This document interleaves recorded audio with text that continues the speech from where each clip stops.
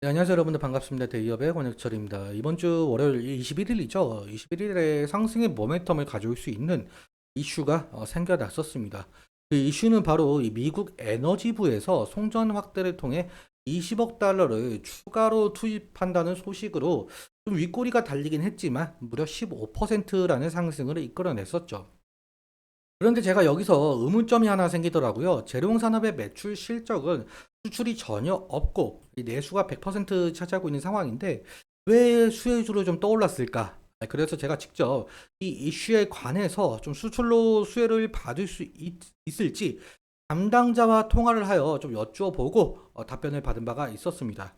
그래서 오늘 이러한 썰들 모두 말씀드릴 예정이고, 또 여러분들께서 이 재룡산업 이것 하나만큼은 좀 궁금하다라는 점이 있다면 꼭 댓글 남겨주세요. 다음 영상에서 말씀드려보도록 하겠습니다.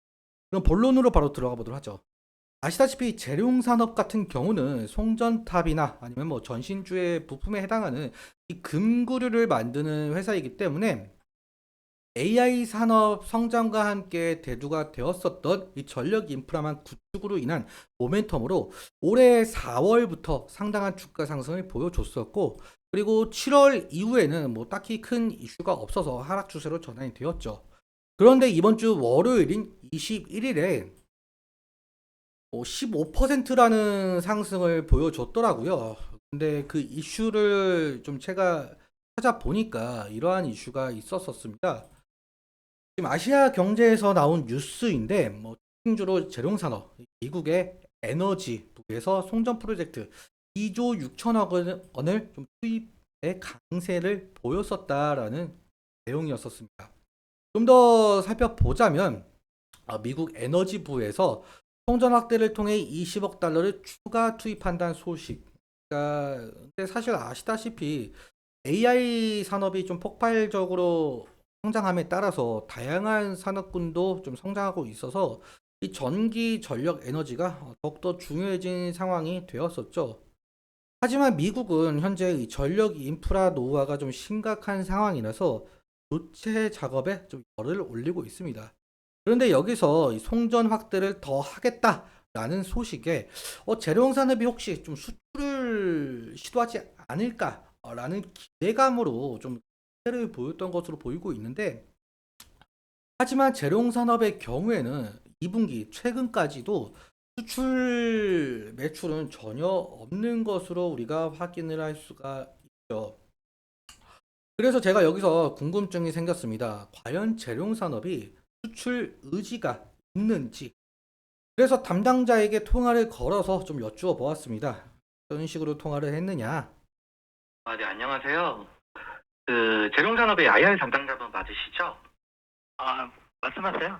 네, 제가. 네, 이런 식으로 제가 통화를 진행을 했었고, 제가 던진 질문은 21일에 이 미국 에너지부에서 송전 확대를 위해 20억 달러를 투입한다는 소식에 상승을 했었다는 뉴스가 있었는데, 그런데 이 수혜를 받으려면 결국에는 대룡산업이 수출을 진행을 해야 하는 상황이다.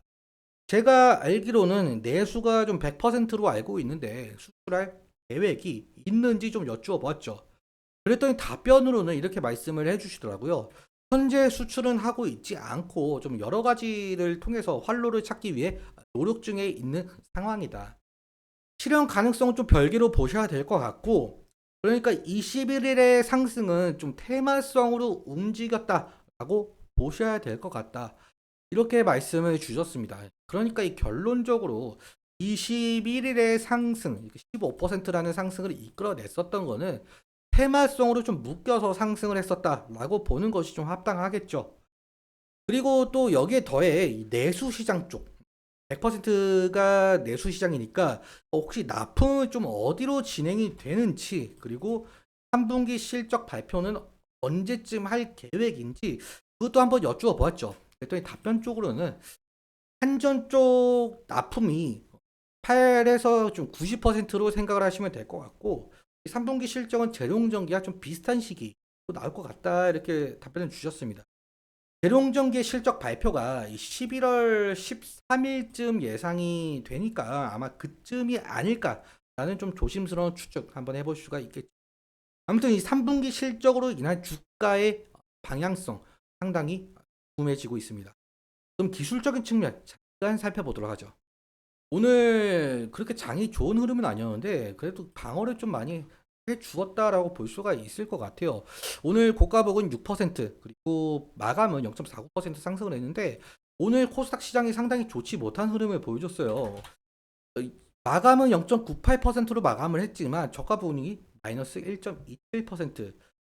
지금 분봉으로만 보아도 아침장부터 하락세였고 오후장도 좀 하락세를 보여줬다가 그리고 장 막판에 좀 살짝 좀 반등을 해주고 있는 모습이었죠.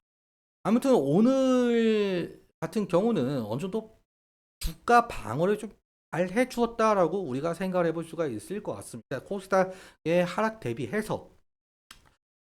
하지만 오늘 윗꼬리가 상당히 달린 모습을 우리가 확인할 수가 있겠는데 그렇다면은 저항이 상당히 강하다라고 우리가 표현할 수가 있겠죠. 그렇기 때문에 저항대 부근은 여기가 20일 이평선 부근이다라고 말씀을 드릴 수가 있을 것 같고요. 실제로 오늘 이 부분은 좀 돌파를 해주지 못하는 흐름을 보여줬죠. 그러면은 만약에 이 돌파를 해준다고 한다면 강한 거래 대금과 함께 돌파해 준다고 한다면 다음 2차적인 저항 때는 우리가 어디로 봐야 되는지가 상당히 궁금해지는데 저는 이 부분을 좀 생각할 수가 있을 것 같아요. 60일 이평선과 120일 이평선 가격 레인지가 좀 2차적인 저항대가 아닐지. 그래서 1차적인 저항대와 2차적인 저항대 이 부분을 모두 돌파를 해 주어야 올해 7월 달에 있었던 이 고가 부분이 좀 이 부분까지 올 수 있지 않을까, 열려 있다라고 표현이 될 수가 있겠죠. 하지만 이 저항대를 돌파를 해주지 못하고 저항대를 맞고 하락을 하게 된다면은 그럼 우리는 어디로 지지 라인을 좀 삼아 봐야 되나라는 것도 상당히 궁금증에 쌓일 수도 있겠죠.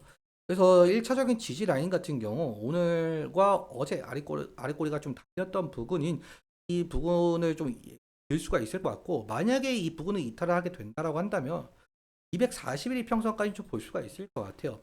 하지만 241 이평선까지 이탈하게 된다면 리스크적인 관리는 할 수 있을 것 같다라는 말씀 드릴 수가 있을 것 같고 오늘의 수급은 어떤지 좀 살펴보죠. 오늘의 수급은 개인이 19,000주 정도 매도가 된 모습을 확인할 수가 있어요. 반대로 외국인은 19,000주가 매수가 된 것을 우리가 확인할 수가 있어요. 결국에는 오늘의 상승은 외국인이 이끌었고 그리고 윗꼬리가 달렸던 부분은 개인의 매도세가 어느 정도 강했다 우리가 생각을 해볼 수가 있을 것 같습니다. 아무튼 외국인이 한 달 사이에 이렇게 매수를 하고 있는 모습을 보아하니 어느 정도 긍정적으로 우리가 생각을 해볼 수가 있어요. 그래서 우리가 지속적으로 수급적인 측면도 매일같이 확인해 주는 것도 중요 투자 포인트 중 하나가 될 가능성이 있다. 이렇게 말씀을 드리면서 오늘 제가 말씀을 드렸던 내용들과 차트적인 부분들에 대해서 개인적인 견해가 상당히 들어가 있기 때문에 여러분들의 주관적인 견해와 함께 현명한 선택하셨으면 좋겠습니다. 오늘도 시청해주셔서 감사하고 지금까지 기업의 권혁철이었습니다.